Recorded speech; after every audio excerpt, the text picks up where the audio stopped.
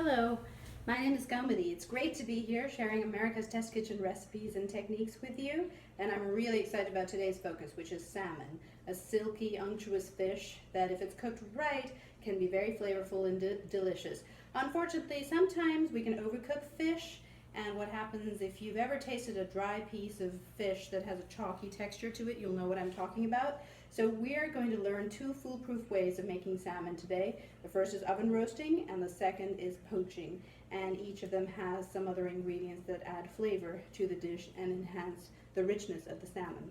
So what I have here is a center cut piece of salmon. And it's really beautiful, about 1 3/4 to 2 pounds of salmon. And I'm making 4 servings, but instead of buying 4 fillets from the grocery store, I bought 1 center cut piece so I can portion it off into equal sized fillets. And the first thing I'm going to do is take off some of the fatty membrane. You can see how the sides of the fish slope down, so they're thinner than the center portion, but they have a little bit of this extra fat here, which helps the salmon cook and stay juicy and moist. But we just want to get rid of some of the extra fat.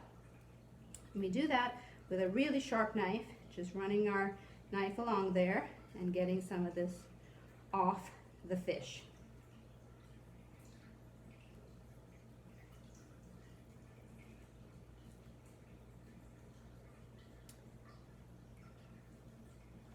Once that's done, we want to make sure that we check for pin bones. When you buy your fish at a fishmonger's or at the grocery store, very often most of the bones are taken out, especially the pin bones.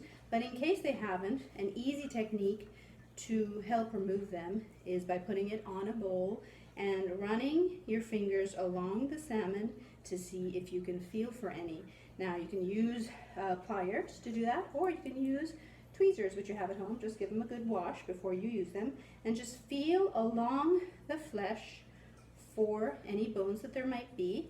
And if you feel that there is one, just pull it out in the direction of the bone rather than straight up, so you don't tear the flesh, but you remove the bone delicately and gently.